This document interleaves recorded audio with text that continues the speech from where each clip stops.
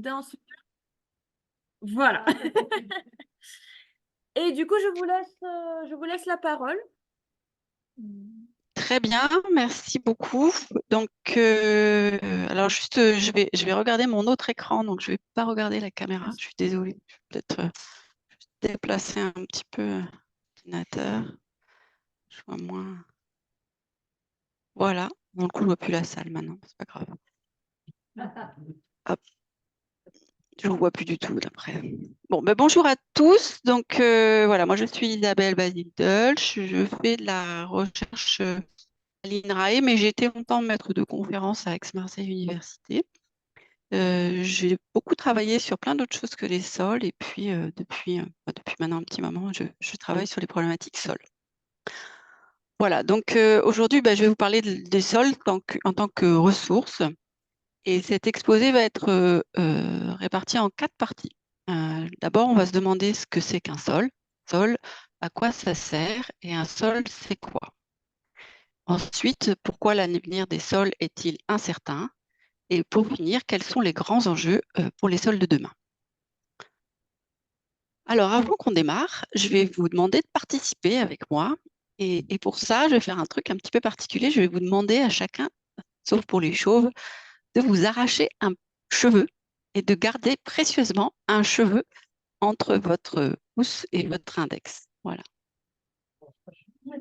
Juste un, ça suffit, hein. Voilà. Et ça va vous donner une idée des dimensions de ce que l'on va regarder plus tard. Voilà. Maintenant, la deuxième chose que je vais vous demander, c'est de remonter en arrière avant que vous arriviez dans cette salle ce matin, juste au moment où vous êtes arrivé dans cette salle ce matin. On se met à ce moment-là. Et puis maintenant, vous allez m'aider à répondre aux petites questions. Alors, la première chose que vous avez fait ce matin en vous levant, c'est d'aller prendre votre petit déjeuner. Vous êtes mis à table et cette table, elle était en bois. Et ce bois, il vient de troncs d'arbres et ces arbres, ils ont poussé sur et dans le sol. Ensuite, vous avez attrapé la petite baguette de pain frais. Cette petite baguette de pain, eh bien, elle était fabriquée avec de la farine, elle-même fabriquée à partir du blé. Et ce blé pousse sur et dans le sol. Après, vous avez étalé la confiture sur le pain, confiture de fraises, faite avec du sucre et des fraises. Et évidemment, les fraisiers et la canne à sucre que j'ai choisi ici poussent sur et dans, je vous attends, le sol. Exactement. Bon, ça marche plus si j'étais en présentiel, hein, je suis désolée. Ensuite, vous avez pris un petit laitage, un petit yaourt, hein, et puis ce yaourt, il était fait à partir du lait, et le lait, c'est les vaches, et les vaches, qu'est-ce qu'elles mangent? De l'herbe qui pousse sur et dans le sol. Exactement. Allez, on continue, on peut aller plus vite, vous avez compris. Ensuite, vous êtes passé sous la douche, votre eau était claire et limpide. Pourquoi? Parce que cette eau, elle a été filtrée, et elle a été filtrée en partie par les sols. Puis vous avez enfilé un jean. Ce jean, eh bien, il a été fabriqué avec du coton et ce coton, il pousse sur et dans le sol. Après, peut-être pour certains, vous êtes venu en vélo. J'ai préféré ça à la voiture.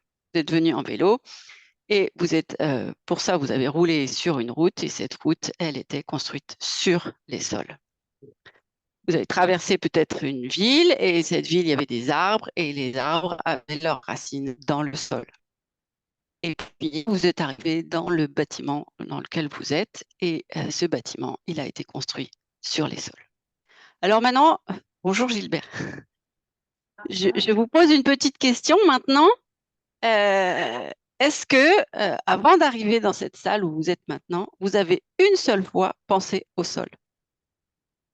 Alors que vous vous rendez compte que pour votre petit déjeuner, pour votre douche, pour vos habits, etc., les sols sont derrière. Donc les sols sont vraiment partout dans notre vie au quotidien. Sans les sols, on ne peut pas vivre. Et pourtant, on les oublie très souvent et on les néglige. Voilà, donc pour les sols, en fait, eh bien, à quoi ça sert? Donc, ils ont des services d'approvisionnement, des services culturels, des services de régulation, des services de support. Et tout ça, on appelle ça les services écosystémiques. Et donc, c'est là où on se rend compte que les sols, ce sont vraiment c'est une ressource fondamentale pour notre vie. Et on en parle beaucoup moins que l'air et l'eau, hein. L'air et l'eau, vous savez, il y a des contraintes très fortes sur les qualités de l'air, les qualités de l'eau. On entend moins souvent parler de contraintes sur la qualité des sols. Et pourtant, ils sont là au quotidien, tout le temps, avec nous, pour nous. Voilà, donc après cette petite introduction, un sol, à quoi ça sert, on va aller voir ce que c'est qu'un sol. Donc la deuxième question qui se pose, c'est un sol, c'est quoi? Vous avez ici une représentation extrêmement schématique d'un profil de sol. Donc, ce que vous voyez, c'est à la base ce qu'on appelle la roche-mère. Donc, c'est la roche qui va progressivement s'altérer et puis se mélanger avec la matière organique qui, elle, vient de la partie supérieure avec les plantes et les racines. Et tout ça va former un sol. Alors, vous avez des sols avec des épaisseurs très variables. Dans notre région, on a souvent des sols qui sont très peu épais, dans les régions méditerranéennes, ou au contraire, ici en bas, vous voyez, avec les gens poids leurs jambes en haut, au-dessus de la fosse pédologique, eh bien là, on a des sols qui sont très, très profonds. Et à l'échelle mondiale, on a une immense variabilité de nature, de sol, de profondeur, de chimie des sols, de teneur en matière organique. C'est extrêmement varié. Alors, on va aller regarder de plus près ceux qui constituent les sols. Tout d'abord, on a des minéraux et de la matière organique. Et ces minéraux, on n'a pas trop la notion, mais ils représentent de 90 à presque 100% de ce qui constitue les sols, des constituants des sols. Alors, le problème, c'est que ce ne sont pas des minéraux comme on a l'habitude de voir d'habitude dans les roches. Vous avez ici, c'est un profil de roche altérée, de granit. Tout en haut, il y a un sol, mais ce n'est pas ça qui nous intéresse maintenant. Et vous voyez ce granit sur l'image C à gauche. Donc, le monsieur tient un morceau de granit qui est sain. Et à droite, le granit est altéré. Et juste au-dessus, sur l'image colorée, vous voyez des minéraux de différentes couleurs, des blancs, des marrons, et de l'eau, représentée ici en bleu, qui vient s'intercaler soit entre les joints des grains des minéraux, soit même à l'intérieur des minéraux, dans les interfeuillés que vous voyez en long. Et donc cette eau, en fait, elle est là et petit à petit, elle va altérer et désagréger les roches pour avoir des minéraux séparés les uns des autres. Et dans un sol, on a très souvent donc des minéraux isolés, séparés des uns des autres, mais à la différence de ce que vous avez sur des images C et D, ces minéraux sont tout petits. Ils ont la taille quasiment des grains de sucre.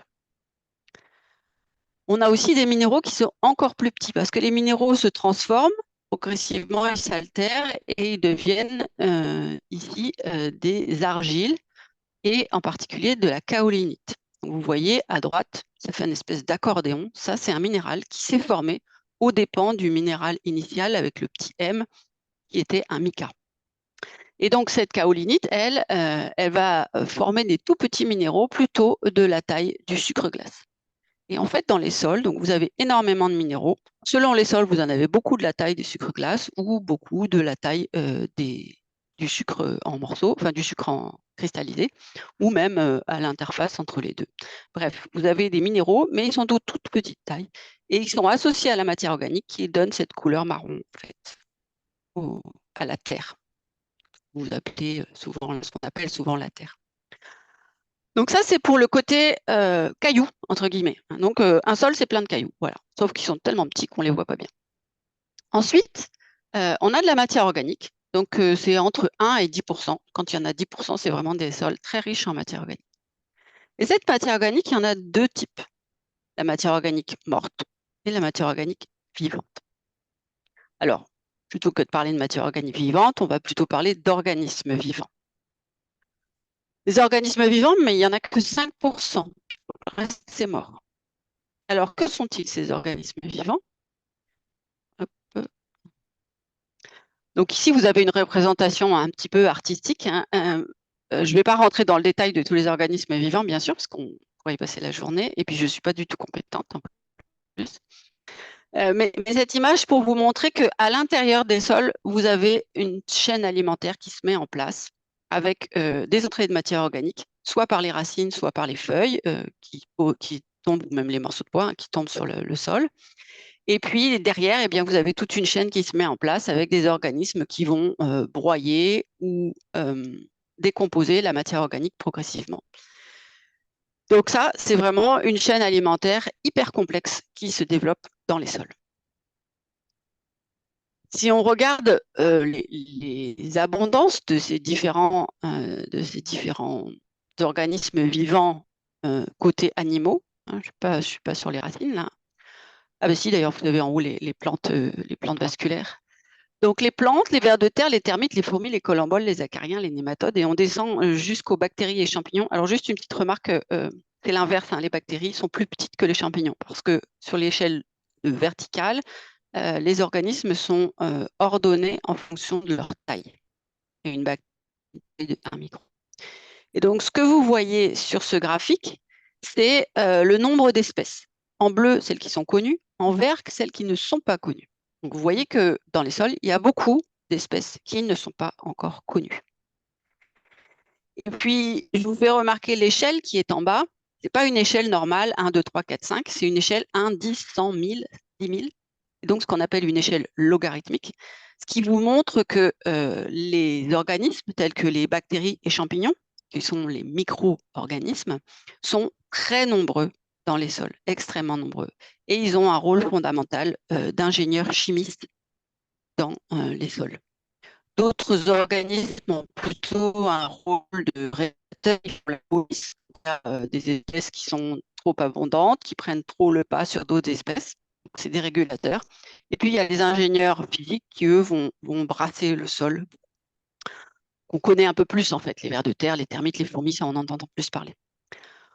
Donc, si on parle justement des vers de terre, nous voilà aux vers de terre. Alors, vous avez en France 150 espèces à peu près qui sont recensées de vers de terre et environ 10 000 estimées dans le monde. 10 000 espèces de vers de terre différents.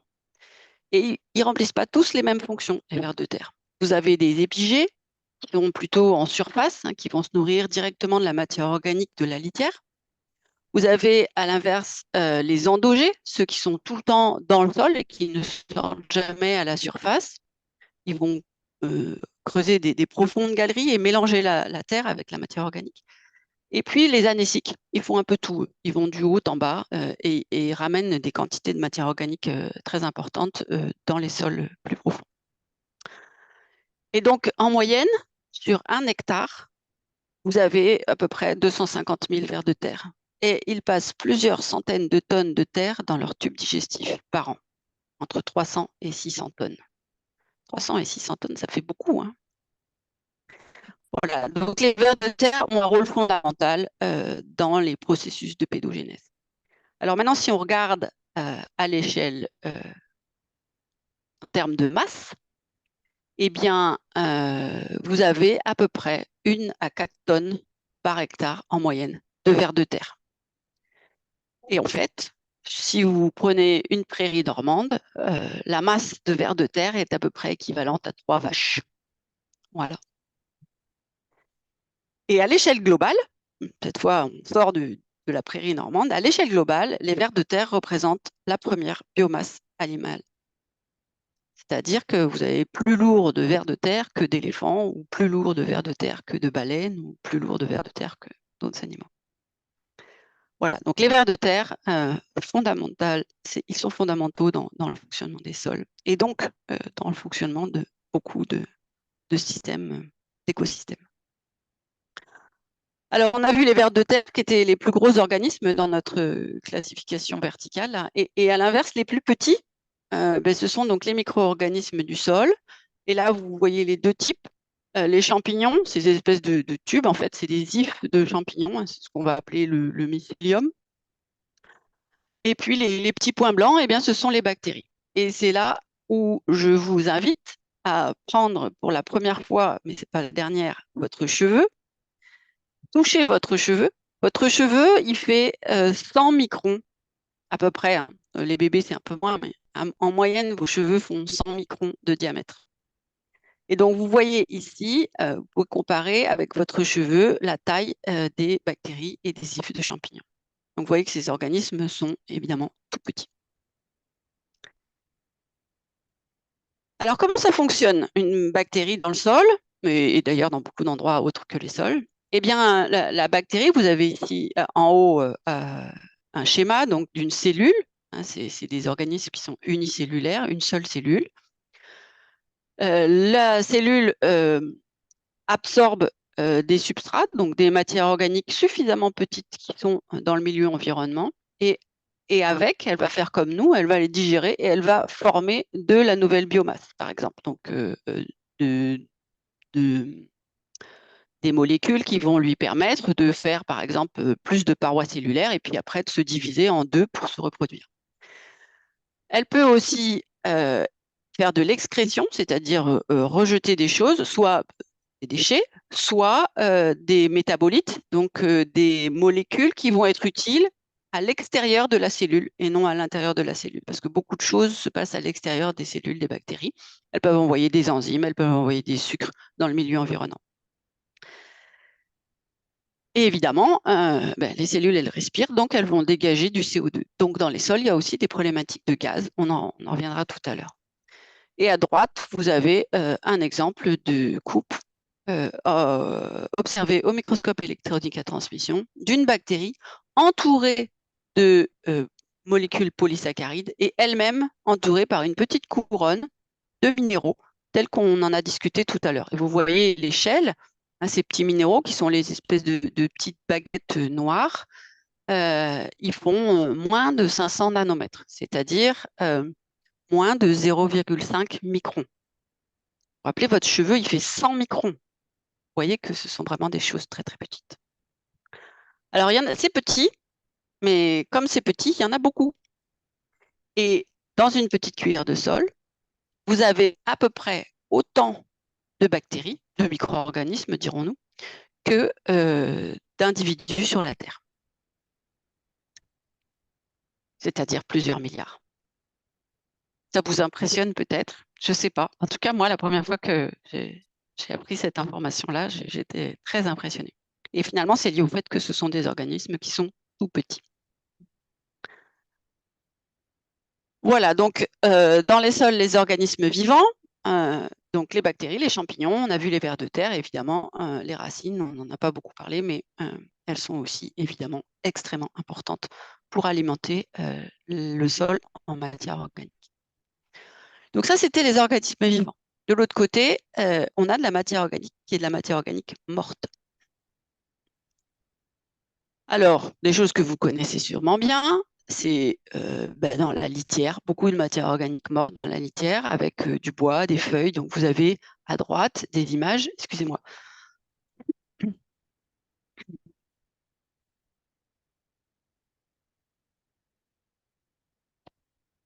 pardon, excusez-moi, des images de bois. Et vous voyez que on retrouve un petit peu les structures de l'intérieur d'une tige d'un ou d'un pédoncule, je ne sais pas, hein, mais l'intérieur du bois. Et puis en bas, vous avez des feuilles qui sont extrêmement décomposées. Donc ça, vous pouvez facilement imaginer cette matière organique-là. Lorsqu'elle est très décomposée, eh bien, votre matière organique, elle va ressembler plus à ce que vous voyez ici dans les mains de la personne qui tient de la terre, donc particulièrement sur matière organique, mais ça peut encore vous faire penser, si vous faites du compost, à ce que vous avez dans votre compost, c'est tout à fait la même chose, hein. Et ensuite, si on va voir dans le sol plus riche en phase minérale, eh bien là, ce que je vous ai mis comme image, c'est un agrégat de sol qui a été enchâssé dans une résine pour pouvoir le couper. Et donc, vous avez une coupe à l'intérieur d'un agrégat. Et on retrouve nos petits minéraux de tout à l'heure de la taille du sucre, voilà, de sucre en poudre. Donc, on les voit très bien, c'est un petit peu comme du sable de plage, hein, en fait, hein. Et au bout de la flèche rouge, vous avez une particule de matière organique où vous reconnaissez les cellules. Alors, c'est une petite tige ou je ne sais pas ce que c'est exactement, mais on retrouve les cellules de l'organisme initial. Donc ça, c'est ce qu'on appelle la matière organique morte particulière. On arrive encore à reconnaître des choses. Et puis, on a un autre type de matière organique. Donc là, cette fois, on va aller zoomer à un endroit où on n'a pas de minéraux, on ne voit pas grand-chose. Alors, on a toujours des minéraux, en fait, hein. Ils sont de plus en plus petits, et vous le voyez ici. Donc, c'est tous les petits points blancs, mais il n'y a pas que ça. Et avec un outil un peu particulier, qui est un outil qui s'appelle une sonde ionique, mais avec des ions qui font un petit faisceau nanométrique, on peut arriver à aller faire une image de la chimie de cette zone. Et donc, on peut savoir où est localisé le carbone dans cette zone. Et comme le carbone, c'est l'élément essentiel des matières organiques, si on arrive à faire une cartographie chimique de cette zone, on arrivera à savoir si on a de la matière organique. Alors, voici ce que ça donne. Je vous remets une image de cheveux à droite pour que vous vous rendiez compte que la cartographie que vous observez, elle est de 30 microns par 30 microns, donc elle est plus petite que votre cheveu. Donc, on va vraiment vers des choses qui sont très, très petites. Et c'est là où se produisent tous les processus, en fait, hein, dans les sols, aux très petites échelles. Donc, sur l'image de droite, eh bien, vous avez cette carte avec des couleurs. Les couleurs blanches, les plus chaudes, blanches, rouges, jaunes, représentent les fortes concentrations en matière organique, en carbone, en fait. Et le bleu et le noir, le bleu, il y a de la matière organique, il y a du carbone, et le noir, il n'y en a pas. Donc, le noir, eh bien, vous le retrouvez partout où on a des minéraux, puisque les minéraux, ils ne sont pas de matière organique. Et donc, il y a des endroits où vous voyez du blanc. Là, c'est très riche en carbone. Donc là, c'est vraisemblablement encore des petites matières organiques particulières qui sont devenues toutes petites parce qu'elles se décomposent progressivement. Et puis, vous avez tout ce fond bleu où on a un fond de carbone partout qui finalement va servir de colle à tous les minéraux. Et c'est grâce à cette matière organique diffuse qui a été complètement transformée par rapport à la matière organique initiale qui est rentrée dans le sol. Et cette matière organique-là, eh bien, elle fait la colle entre tous les minéraux et c'est elle qui est à l'origine des agrégats. Quand vous prenez un morceau de sol, souvent vous avez des petites boulettes, des petits agrégats. Eh bien, ça se tient parce que vous avez cette matière organique. Donc finalement, il y en a partout. Elle n'est pas forcément très concentrée, mais il y en a partout. Alors, dans notre laboratoire, on a des outils un petit peu performants pour aller regarder beaucoup de choses, et en particulier les sols. Et donc ici, vous avez une image d'un nanotomographe. Donc un nanotomographe, c'est un peu comme un scanner à l'hôpital, en fait. Plutôt que de faire une radio juste en 2 dimensions, on arrive, en faisant tourner l'échantillon, à reconstituer l'objet en 3 dimensions, comme une radio, mais en 3 dimensions. Et donc, on l'a fait sur un agrégat de sol que vous voyez en haut à droite. Et les images, alors évidemment, là, je vous montre que certaines coupes. Et à nouveau, je vous montre le cheveu en bas à droite pour vous montrer que cette reconstitution en 3 dimensions que vous allez voir se déplacer dans le diapositive d'après, elle est de la taille de du diamètre de votre cheveu, à nouveau, même un peu plus petite. Alors voilà, vous allez voir tourner, j'espère qu'il y aura assez de flux et que ça va marcher. Vous devriez voir tourner le... ça marche pas. Ça fait n'importe quoi, excusez-moi. Ça l'a sauté. Alors, je retente le coup. Ah voilà. Ah non, ça tient pas. Bon, je suis désolée. Je n'arrive pas à le faire tourner. Si, ça y est. Donc, vous voyez, ça marche là? Oui. Voilà. Donc, vous voyez là le petit bloc de sol qui fait 63 microns de diamètre. Et vous retrouvez les minéraux. Donc, ceux qui sont très blancs, c'est ceux qui ont une chimie très particulière. Ils absorbent beaucoup les rayons X. Ceux qui sont plus grisés, ils absorbent moins les rayons X. Et puis, vous voyez qu'entre les minéraux, vous avez des zones où c'est beaucoup plus clair. Et c'est là où vous avez la matière organique, la même que la bleue que je vous ai montrée tout à l'heure. Voilà. Et donc, tout ça pour vraiment vous faire prendre conscience que dans les sols, vous avez un mélange très intime à très petite échelle de matière organique et de minéraux. Donc, on a vu ces matières organiques qui sont soit des matières organiques particulières, soit donc des molécules organiques qui font un espèce de colle qui permet l'adhésion de tous les minéraux entre eux. Donc, si maintenant on prend un peu de recul sur tout ce qu'on a vu, comment tout ça peut se former? Eh bien, vous avez les matières organiques, donc qui sont. Est-ce que vous voyez ma souris? Oui, super. Donc, les matières organiques qui vont rentrer dans le sol, elles rentrent dans le sol soit par la litière aérienne, ça, vous connaissez bien, hein, c'est les feuilles qui font scratch-scratch en automne, soit par les racines. Donc, les racines, deux moyens. À nouveau, c'est de la litière, mais cette fois racinaire. Vous avez aussi des racines qui meurent et qui alimentent le sol en matière organique. Et puis, vous avez aussi des exudats racinaires. Ce sont les racines, en fait, qui vont éliminer des gouttes de liquide qui sont très riches en molécules organiques dissoutes. Et donc, ces molécules-là, elles alimentent aussi euh, le sol. Et les apports en matière organique dans le sol sont beaucoup plus importants par les racines que par la litière aérienne. C'est quelque chose qui n'est pas intuitif, mais j'insiste là-dessus. La litière aérienne, elle apporte des choses sur la surface du sol, mais très peu dans le sol. Et c'est les racines qui apportent le plus de matière organique au sol, soit par la litière, soit par les exudats racinaires. Ensuite, cette matière organique, eh bien, elle va être consommée par tous les organismes vivants que l'on a vus tout à l'heure, on les retrouve ici, et transformée en petites particules, voire en molécules. Et ces molécules vont elles-mêmes être reconsommées, redigérées par les micro-organismes qui, je vous le rappelle, sont les ingénieurs chimiques du sol. De ces micro-organismes vont sortir des molécules qui, elles, vont adhérer aux minéraux, on l'a vu déjà tout à l'heure.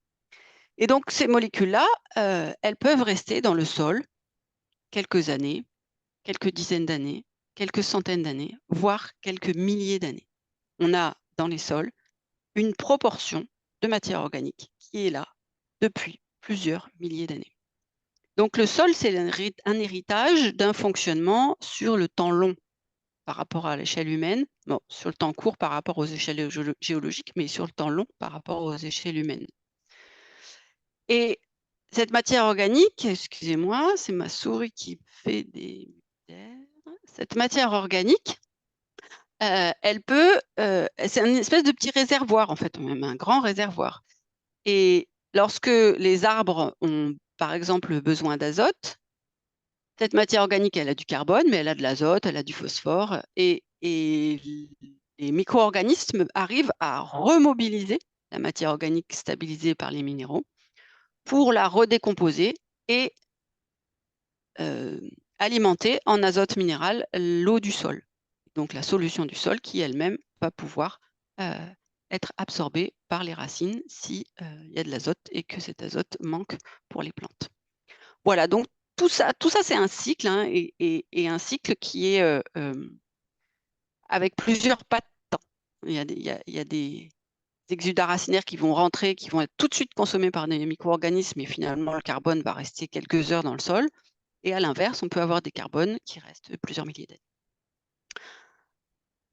Ensuite, il y a encore d'autres choses dans le sol. On a vu donc la matière organique, on a vu les minéraux, et là, on retrouve des images en 3 dimensions. Et ces images en 3 dimensions, sur l'image de droite, ont permis par des calculs mathématiques de reconstituer les trous.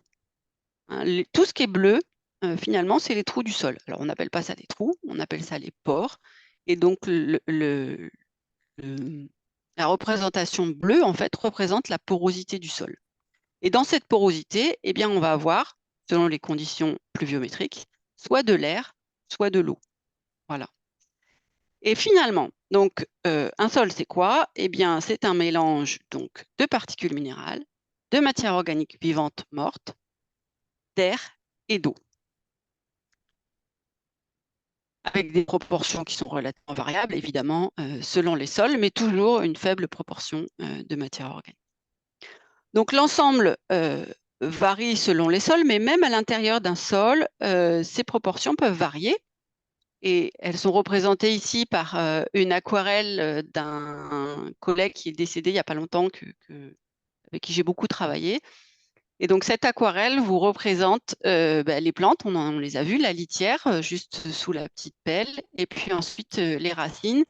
Et on voit les différents horizons du sol, donc plus riche en matière organique en surface, parce que c'est là où on a principalement les racines et un petit peu aussi d'apport par les litières.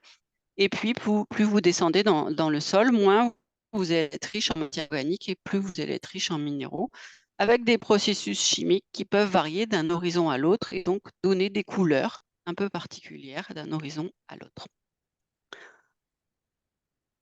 À l'échelle mondiale, vous avez cette répartition verticale qui est très dépendante de la nature de la roche-mère, très dépendante du climat, très dépendante de la végétation qui est sur le sol et qui vous donne un patchwork vraiment très très varié de types de sols à l'échelle mondiale.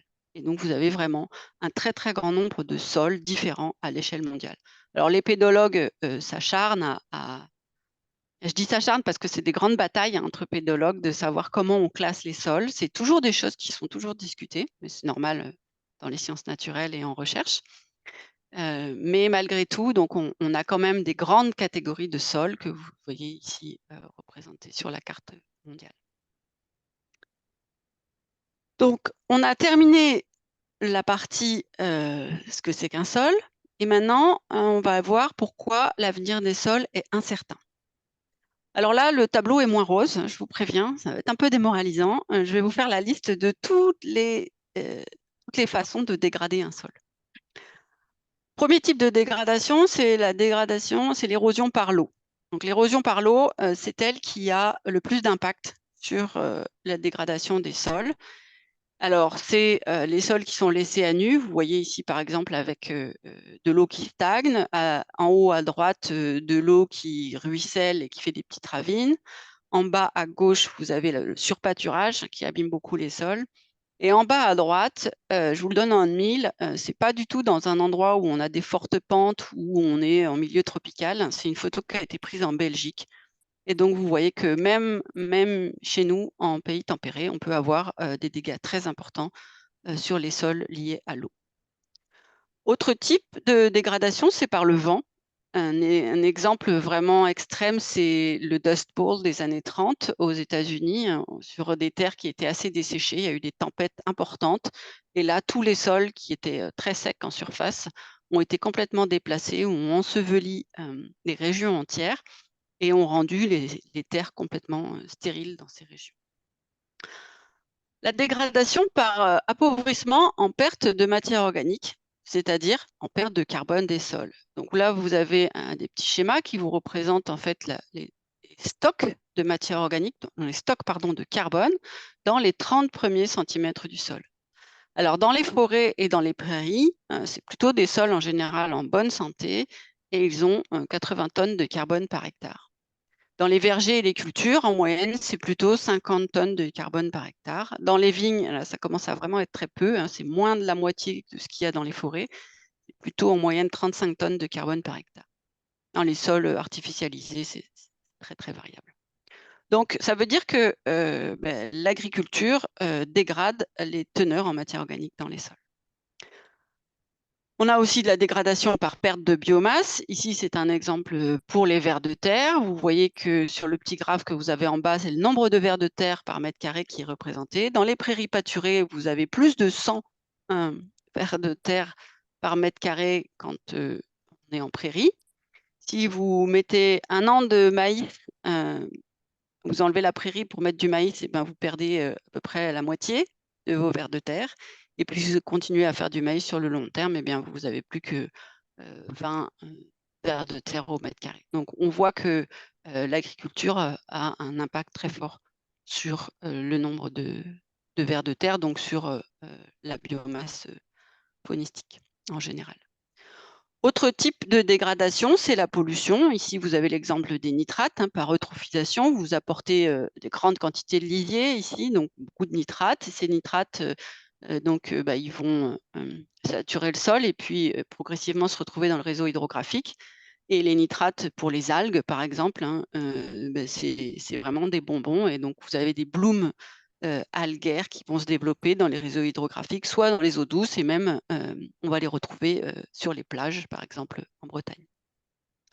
Alors avec les métaux, on a aussi de la pollution par les métaux. Et vous avez ici des exemples de racines qui sont contaminées par des métaux. Si on prend par exemple l'image du mercure qui est ici au milieu, donc les couleurs chaudes montrent à nouveau, comme tout à l'heure, les concentrations les plus importantes. Et vous voyez que dans un endroit contaminé, eh bien, les racines et donc les plantes absorbent les métaux et donc peut contaminer les plantes aussi. Ici, par exemple, c'est du niébé qui a été cultivé en Afrique. Donc, la contamination des sols provoque aussi une contamination des plantes cultivées. Alors, il y a quand même des plantes un peu malines, et je vais vous montrer un exemple. C'est qu'il y a des plantes qui s'adaptent. Alors là, on n'est pas du tout dans une culture, hein, on est dans du saxifrage. C'est des plantes qui ont été prélevées dans le massif des écrins. Et les saxifrages, elles ont une propriété particulière, c'est d'avoir des hydatodes, c'est-à-dire des petits trous en fait, sur les bordures des feuilles. Et par ces petits trous, elles sont capables de transpirer, donc d'éliminer de l'eau. Et toujours avec le même tomographe que tout à l'heure, je vous ai montré, dans le laboratoire, j'ai fait une image en tomographie donc, de cette feuille de saxifrage. Et vous la voyez ici, et en rouge, ce que vous avez en rouge, c'est la concentration en calcium. Et en fait, cette plante, elle a donc la faculté, dans ces petites gouttes qu'elle va émettre sur les bords des feuilles, d'éliminer le calcium. Et ce calcium, il va reprécipiter sous forme de calcite sur les bordures des feuilles, mais à l'extérieur de l'organisme. Et cette calcite, donc, elle a la propriété en fait d'être très riche en thallium. Et le thallium, en fait, c'est un contaminant métallique qui était dans le sol. Et donc, la plante, elle pompe ce thallium sans le faire exprès, mais après, elle a la capacité de s'en débarrasser. Donc, il y a quand même des plantes qui sont particulièrement astucieuses, en tout cas bien adaptées sur le milieu sur lequel elles se développent. Dégradation par salinisation, donc ça c'est plutôt dans les régions arides et semi-arides, hein, où vous avez des problèmes donc, de nappe. Vous avez une nappe qui est relativement profonde et puis qu'est-ce qu'on fait? On met le sol en culture, donc on coupe toute la forêt. L'avantage de la forêt, c'est que les racines étaient profondes, donc elles allaient la chercher l'eau en profondeur et donc tout allait bien et c'était une eau qui était adaptée à des eaux un peu salées, des racines qui étaient adaptées à des eaux un peu salées. Vous coupez tous les arbres, et bien donc les arbres ne pondent plus l'eau au fond, donc vous avez le niveau de la nappe phréatique qui va remonter progressivement et arriver proche du sol, proche de la surface du sol, et donc avec l'aridité, eh bien vous avez l'évaporation des eaux et la précipitation des sels. Et donc en Australie, en fait, on dit que pour chaque kilo de pain produit sur un sol où on a coupé des arbres pour mettre, par exemple, du blé, eh bien, il y a 7 kilos de sol qui sont irrémédiablement perdus. Parce qu'une fois que vous avez salé votre sol, c'est très difficile de le dessaler. Alors, on peut cultiver des espèces qui sont adaptées à des milieux salins, mais ça reste que malgré tout des choses assez marginales. Évidemment, ce que vous connaissez probablement, c'est la dégradation par déforestation. Donc, on déforeste, on ne protège plus le sol par la végétation et on a des érosions sous forme de badlands qui peuvent être très importantes. Donc là, on érode non seulement le sol, mais aussi les roches qui sont en dessous. Et pour terminer cette triste liste de dégradation, un petit calcul rapide pour que vous preniez conscience de la vitesse de la formation des sols par rapport à la vitesse de dégradation. La vitesse de dégradation, on l'aperçoit à l'échelle humaine. Par contre, la vitesse de formation d'un sol, on ne le perçoit pas forcément à l'échelle humaine. Vous avez ici un dépôt volcanique qui a un âge de 10 000 ans. Donc, ça veut dire que vous avez le dépôt et puis progressivement, le sol s'est formé sur ce dépôt de roches volcaniques. Et j'ajoute que sur les roches volcaniques, les sols se développent plus vite que sur d'autres types de roches. Et donc, on a ici approximativement 1 mètre de sol. Et donc, ce mètre de sol, il s'est formé en 10 000 ans, puisqu'on connaît l'âge de la roche-mère qui est en dessous. Ça veut dire 0,1 mm par an. 0,1 mm, c'est 100 microns. Donc, c'est la taille de votre cheveu. Donc, voilà. Chaque année, on ne fabrique qu'une épaisseur de cheveux de sol. Donc, vous voyez que nos civilisations érodent les sols beaucoup plus vite qu'ils ne se fabriquent. Dernière partie de cet exposé, c'est quels sont les grands enjeux pour les sols de demain. Alors, il y en a deux. C'est la sécurité alimentaire et le réchauffement climatique. Alors, la sécurité alimentaire, eh bien, bon, vous êtes tous conscients que les sols, on se nourrit, on fait autre chose, hein, on l'a vu tout à l'heure, mais on se nourrit. J'aime bien ce graphique parce que il illustre les besoins qui ont évolué depuis à peu près 60 ans, les besoins qui ont évolué entre les années 1960 où il fallait à peu près 0,44 hectares par habitant. Vous voyez qu'on cultivait approximativement 1,4 milliard d'hectares. Et finalement, la surface cultivée n'a pas beaucoup évolué. Donc en bleu, c'est ce qui est irrigué, en vert, c'est ce qui est non irrigué. Mais si vous regardez la hauteur des barres, indépendamment de la couleur, maintenant, voilà, on a un peu plus de 1,5 milliard d'hectares cultivés. Par contre, ce qui a énormément augmenté, c'est le nombre d'habitants sur la Terre. Et dans le coup, maintenant, on a besoin plus que de 0,23 hectares par habitant, alors qu'on en avait 0,44 en 1961. Ça veut dire que avec les révolutions entre guillemets vertes, je mets des guillemets parce que on se rend bien compte maintenant, c'est pas si fait que ça. Eh bien, on a réussi à nourrir la planète. Voilà. Seulement, on projette approximativement 9 milliards d'habitants sur la Terre en 2050. Et donc, les estimations et les modèles tendent à dire qu'il faudrait qu'on arrive à multiplier les rendements par 1,85 pour pouvoir nourrir toute la planète. Or, vous l'avez vu, les sols se dégradent très rapidement. On en fait un usage excessif et l'équation va être très dure à résoudre. Donc ça, c'est le premier enjeu, c'est le côté alimentaire. Le deuxième enjeu, ça concerne le climat. Alors pourquoi le climat? Donc, vous avez ici une représentation du cycle du carbone. Donc, je ne vais pas du tout rentrer dans le détail de chaque réservoir de carbone. Donc, vous avez l'atmosphère qui est représentée en haut, les océans, et puis ici, la Terre avec les sols et la végétation. Et c'est là-dessus qu'on va se focaliser.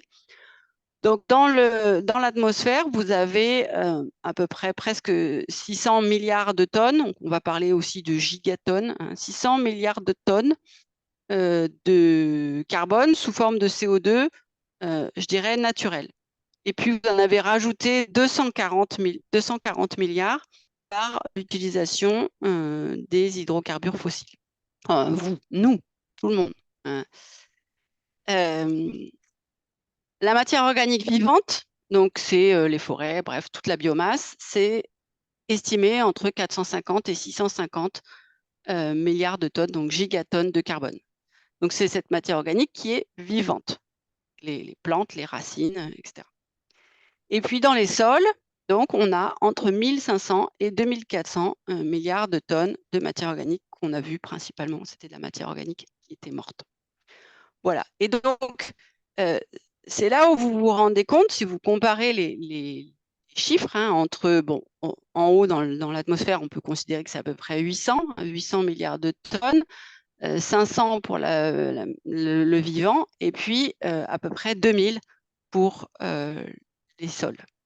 Et donc, vous voyez qu'on a beaucoup plus de carbone dans les sols que dans l'atmosphère et dans la biomasse vivante réunie.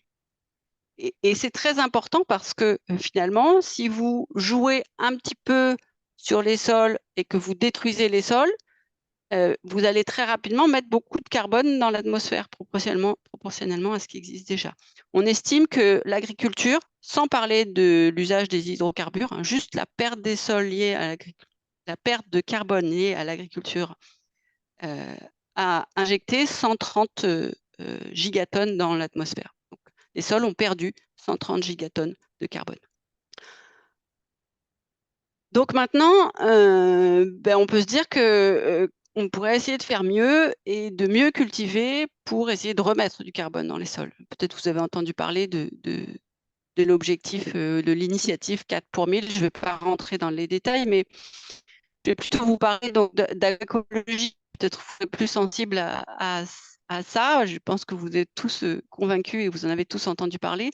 Donc l'agroécologie, c'est de mettre en place différentes pratiques qui vont permettre de cultiver le sol dans des meilleures conditions pour préserver la ressource. Donc il y a je vais vous montrer quelques exemples, vous en connaissez certainement d'autres. Par exemple, on peut laisser du paillis sur le sol, ce qui va permettre d'avoir moins d'écart de température sur la surface du sol et de moins dégrader le sol, de protéger aussi du ruissellement et de l'agression de l'eau quand les pluies sont très fortes. Et puis d'un autre côté, un autre type de pratique agroécologique, c'est l'épandage. Donc l'épandage de matière organique, ici c'est un exemple sur du compost. Et ça, c'est les pratiques l'épandage de matière organique exogène, ce sont les pratiques qui apportent le plus de matière organique proportionnellement. Donc dans les synthèses, des analyses qui sont faites sur un très très grand nombre de sites, hein, il y a des travaux assez récents qui montrent que c'est les pratiques les plus avantageuses en termes de gain de carbone. Seulement, le revers de la médaille, c'est que encore faut-il en avoir de la matière organique exogène à apporter à un sol et c'est pas toujours le cas. Un autre type de pratique qui se développe, c'est l'agroforesterie, où là, on va privilégier des cultures d'arbres au milieu des parcelles agricoles. Ou bien on peut utiliser aussi des couverts végétaux qui permettent le renouvellement naturel du sol afin de limiter les labours. Donc vous avez des exemples en bas, un exemple de semi-direct sous couverture. Donc à gauche, vous avez du coton cultivé de manière conventionnelle. À droite, vous avez des cotons sous couvert végétal et on voit que le champ de coton de droite se porte mieux que le champ de coton de gauche, alors qu'ils sont vraiment très proches l'un de l'autre. Hein. Vous voyez, c'est 5 mètres, donc c'est exactement les mêmes conditions. Et donc là, on n'a pas de travail de sol et la présence permanente d'une couverture végétale qui protège le sol. D'autres approches, c'est d'accroître la diversité des cultures en évitant les monocultures, qui sont souvent gourmandes en énergie, en pesticides et en engrais. Et donc, on fait de l'assolement et de la rotation. Et puis finalement, on peut aussi mesurer tout ça pour voir les gains de carbone que l'on a dans les sols. Alors, vous avez en bas toute une liste de pratiques. Et donc, celle qui gagne le plus, hein, vous voyez le stockage de carbone, c'est pas grand-chose. Hein, c'est au max, c'est 0,5 tonnes de carbone par hectare, donc c'est pas énorme. Mais c'est quand même, oh là, excusez-moi, c'est quand même beaucoup. Et ça fonctionne bien en fait finalement lorsque on met un couvert végétal sur le sol. Par exemple, donc les bandes enherbées, l'enherbement des vergers, l'intensification des prairies, c'est-à-dire on allonge le temps des prairies temporaires, on enherbe les vignes, etc. Et ça, c'est finalement lorsqu'on met un couvert végétal le plus longtemps possible sur le sol, on arrive à remonter les teneurs en carbone. Donc, s'il y a un message à retenir, c'est, si on veut préserver au maximum la ressource sol, la première chose à faire, c'est d'éviter de laisser les sols à nu. Un sol, c'est pas fait pour fonctionner à nu, ça se forme pas, ça se détruit, ça se dégrade lorsqu'il est à nu. Il vaut mieux essayer de cultiver les sols en s'approchant le plus possible d'un écosystème, typiquement un écosystème forestier, où le sol est toujours couvert. Voilà, donc j'en ai terminé. Je vais arriver à une petite synthèse, une petite conclusion. Donc, on a vu un sol, à quoi ça sert? Eh bien, ça sert à manger, à boire de l'eau propre, à s'habiller, à se promener, à construire. Bref, c'est ce qu'on a appelé les services écosystémiques. Ensuite, un sol, c'est quoi? Eh bien, c'est un réacteur biologique complexe, issu d'un mélange de cailloux. Vous vous souvenez de mon sucre en poudre et mon sucre glace, de faune, de micro-organismes avec une très grande biodiversité, de matière organique morte, la petite colle bleue que je vous ai montrée tout à l'heure, de l'air, de l'eau. Pourquoi l'avenir des sols est incertain? Eh bien parce que les dégradations des sols sont multiples et touchent plus de 20% des sols à usage agricole. Et ces dégradations sont principalement dues à une utilisation non respectueuse du sol. Et puis, quels sont les grands enjeux pour les sols de demain? Eh bien, c'est l'augmentation de la quantité de matière organique dans les sols qui est clé pour maintenir les sols fertiles, pour la sécurité alimentaire et stocker du carbone. pour essayer d'atténuer au mieux les effets du changement climatique. Et puis, un petit espoir quand même, c'est que les nouvelles techniques de l'agroécologie qui visent à utiliser la ressource sol dans des conditions qui se rapprochent davantage des écosystèmes naturels. Voilà. Et au cas où vous voudriez aller plus loin, je vous conseille la lecture ou le feuilletage de ce livre, Les sols ont-ils de la mémoire, coécrit par plusieurs collègues, dont Jérôme Balédan, qui est l'auteur de La petite aquarielle, que je vous ai montré tout à l'heure. Voilà, je viens de terminer. Je vous remercie pour votre attention. Merci.